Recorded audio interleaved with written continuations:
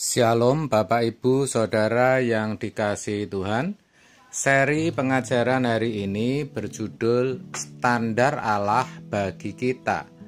Saudara, kalau mau jujur, sebenarnya kebanyakan dari kita itu belum memiliki hati yang takut akan Allah.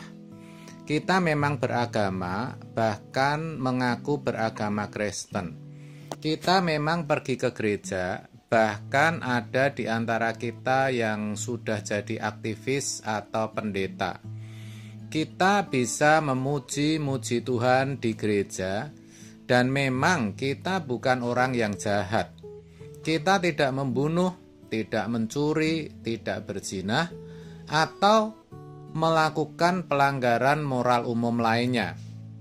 Tetapi itu semua bukan berarti kita sudah takut akan Tuhan. Itu bukan menandakan bahwa kita sudah takut akan Dia, sudah menghormati dan menghargai Tuhan secara patut, mengasihi Dia dengan segenap hati, jiwa, dan kekuatan kita, saudara. Belum, saudaraku. Belum. Kita belum menghormati Allah secara patut. Karena standar yang ditetapkan Allah bukanlah itu semua, saudara. Standar Allah adalah kita harus kudus, seperti Dia yang juga kudus. Saudara, agar lebih jelas kita akan baca apa yang tertulis dalam 1 Petrus 1 ayat 14-17. Hiduplah sebagai anak-anak yang taat, dan janganlah turuti hawa nafsu yang menguasai kamu pada waktu kebodohanmu. Tetapi hendaklah kamu menjadi kudus di dalam seluruh hidupmu, sama seperti Dia yang kudus, yang telah memanggil kamu. Sebab ada tertulis, kuduslah kamu sebab Aku kudus.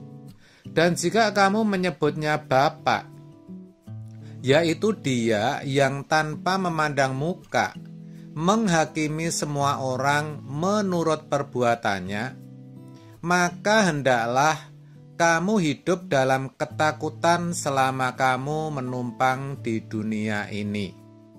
Saudara, kita ini adalah anak-anak Allah. Maka kita diperkenan untuk memanggil Dia Bapa. Ini tentu sangat luar biasa. Memanggil Allah yang maha besar itu, yang dikatakan akan menghakimi semua orang itu dengan panggilan Bapa. Mana ada agama atau keyakinan lain yang mengajarkan demikian, saudara?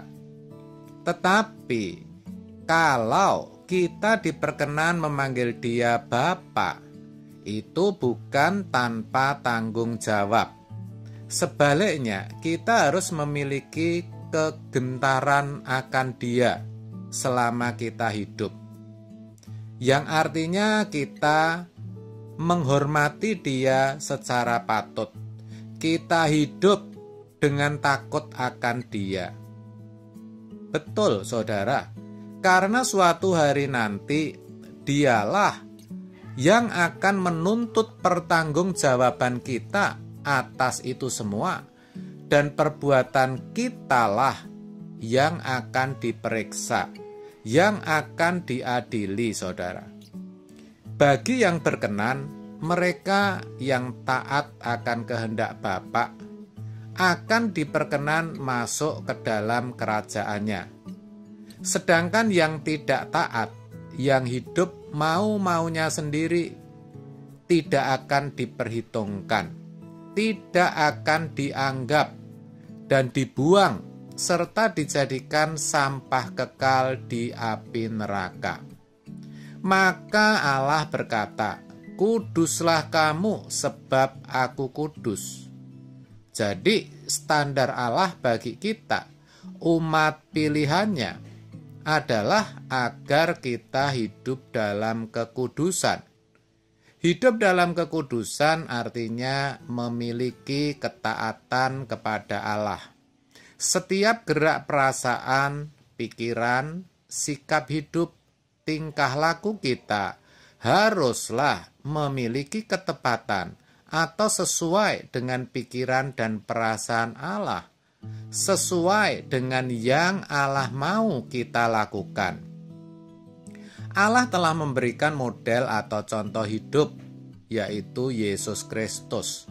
Maka firman Tuhan berkata, hendaklah kamu dalam hidupmu bersama menaruh pikiran dan perasaan yang terdapat juga dalam Kristus Yesus. Filipi 2 ayat 5. Saudara, mengerti pikiran dan perasaan Kristus berarti menghayati dan menghidupi firman-Nya. Setiap kita pasti tahu kok hidup seperti apa yang sesuai kehendak Bapa, yang menyukakan hatinya. Bagaimana kita harus hidup takut akan Dia, menghormati Dia, kita tahu kok. Kita tahu. Masalahnya ada saat-saat atau waktu di mana kita ada dalam kebodohan. Kita bodoh ketika kita menuruti segala hawa nafsu dan ambisi kita, segala keinginan kita. Itulah sebabnya saudara, agar kita bisa hidup kudus, kita harus mau memeriksa dan mengenali hawa nafsu kita masing-masing. Saudara, ada orang yang mudah jatuh dalam hal harta. Oh, hidupnya hanya demi harta. Ada yang keinginannya kehormatan. Maka di mana saja ia berada, inginnya dikenal, dihormati, bahkan dipuji. Ada juga yang hidupnya didedikasikan untuk keluarga. Pokoknya jangan sampai keluarganya ada kenapa-kenapa. Jangan sampai yang diingini pasangan hidup atau anak-anaknya tidak bisa terpenuhi. Ini kalau tidak hati-hati juga bahaya, saudara. Ada juga yang hobinya melebihi segalanya. Kebutuhan seks yang harus terpenuhi dan lain sebagainya. Pokoknya antara seorang dan yang lain berbeda-beda. Maka benar kalau dikatakan kuasailah dirimu dalam segala hal. 2 Timotius 4 ayat 5 bagian A. Dengan kata lain, kita tidak hanya selalu memperhatikan setiap kebiasaan hidup kita, tetapi juga mengarahkannya agar selalu sesuai dengan kehendak Allah. Sesuai dengan kehendak Allah berarti memuliakan Dia, menyukakan hatinya. Jangan sampai untuk kepentingan dan kemuliaan diri kita sendiri. Kalaupun sepertinya aman, sepertinya kita senang, kita pun harus perkarakan. Kita harus tanya Tuhan, apakah Tuhan juga ikut dipuaskan, ikut disenangkan. Jadi begitulah yang dimaksud dengan hidup dalam kekudusan, yang menjadi standar Allah bagi kita, yang harus kita perhatikan dan kita perjuangkan. Amin. Tuhan Yesus memberkati.